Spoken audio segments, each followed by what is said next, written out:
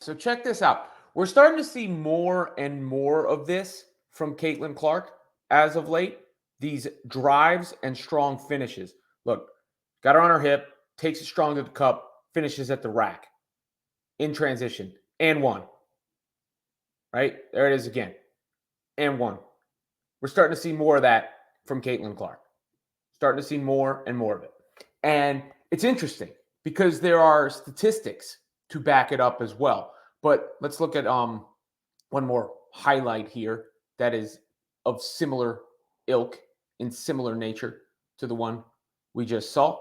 And that is another strong take from Clark. This time she's moving without the basketball here. Aaliyah Boston in a little action to get her free. She gets it. And look at it. Straight downhill.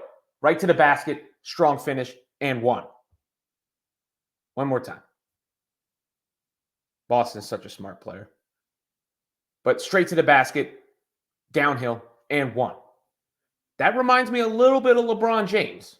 If I do say so myself. And why do I say it reminds me of LeBron James? Well, I've compared Caitlin Clark in the past to Jason Kidd. I say that because of her ability to rebound and throw those get ahead passes that pick up the pace for her team. Jason Kidd did that a lot with the New Jersey Nets back in the day. I've compared her to Steve Nash for her creativity and playmaking ability. You know, a lot of what she does in the half court, probing, finding Boston, that stuff reminds me of Nash with the Phoenix Suns.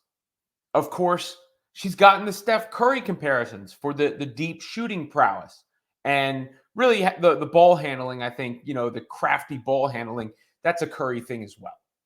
But if you combine all of those players, who do you get? Really, you get LeBron James. The only thing that was missing was the head down attacks that LeBron also has. Now, I'm not saying that Caitlin is anywhere near the defensive player LeBron has been throughout his career, but her impact on the all-around game is starting to look like James. And I know you hear the deep three thing and you think, well, LeBron doesn't shoot deep. Yes, he does.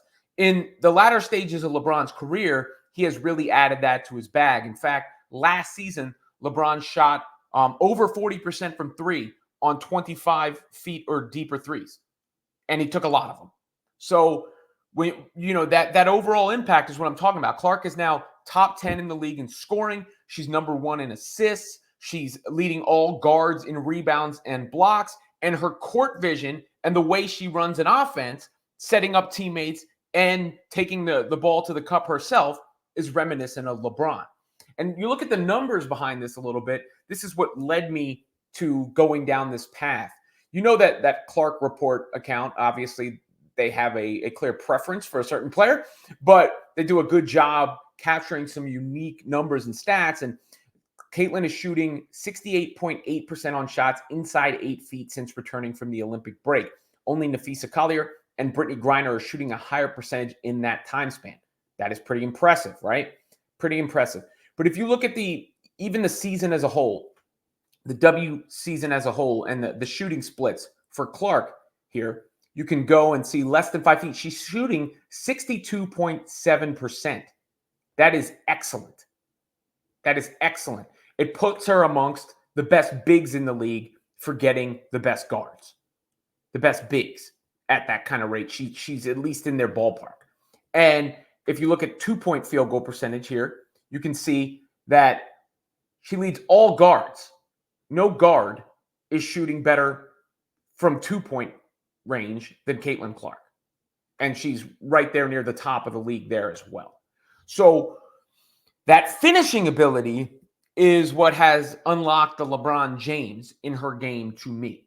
Because I brought it up before, and some of y'all get mad at me like, how can you compare her to LeBron? I mean, I compared her in a way due to the discussion that she generates, and LeBron generated so much discussion over the years, plus the unprecedented hype that LeBron came in with, and Caitlin Clark has that unprecedented hype. I've also obviously compared her to Michael Jordan for the impact of the sport, but now I'm talking purely just basketball. And LeBron is an engine for everything his team does and puts his fingerprints on the entire game. We're starting to see that from Clark. I mean, the last game she played, people talk like it was a bad game. What did she have? Like 23, 5, 8, something like that. And by the way, LeBron James is also the NBA's all-time leader in turnovers.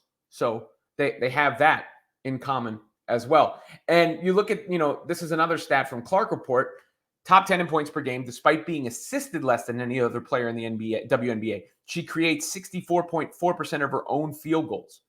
So she's creating the majority of the offense for both herself and her favorite teammates. That is very LeBron-esque because LeBron has done that everywhere he's been. What's been the offense for the teams that have had LeBron? LeBron has been the offense, and you let him coordinate and quarterback and all that. And one of the things that always stood out to me about James early in his career and now throughout his career is the way he sees the floor and sees things happening and his passing ability. When we saw that, people were wowed by some of his passes in the Olympics. And that was really one of the standout things about Clark. I mean, obviously the first thing we saw was at least I saw was the threes, because those were the first things that were shared. But then when you got to the next level of her game, it was, wow, the court vision and the orchestration. And that's where, some of the Nash comparisons came in, because I didn't, I saw her drive it and take it, but it looks like she's gotten stronger. And now she's taking it strong, and she's getting the and ones, and she's finishing at a crazy clip.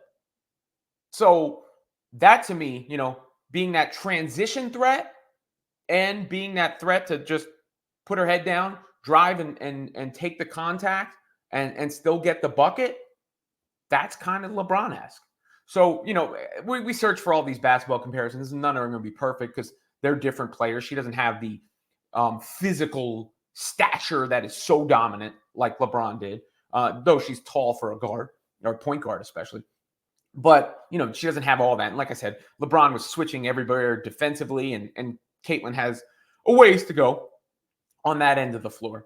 But there are some similarities there. And when I saw those, close shooting numbers, and I remembered what I've seen, especially since they've come back and started playing again, it did make me think, oh, yeah, she is unlocking the LeBron James in her game.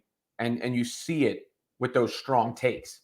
And it's not like a fluke or anything, because over the whole course of the season, she's making them at a very, very high rate. And now it seems she's being more aggressive in getting to her own shot in that regard.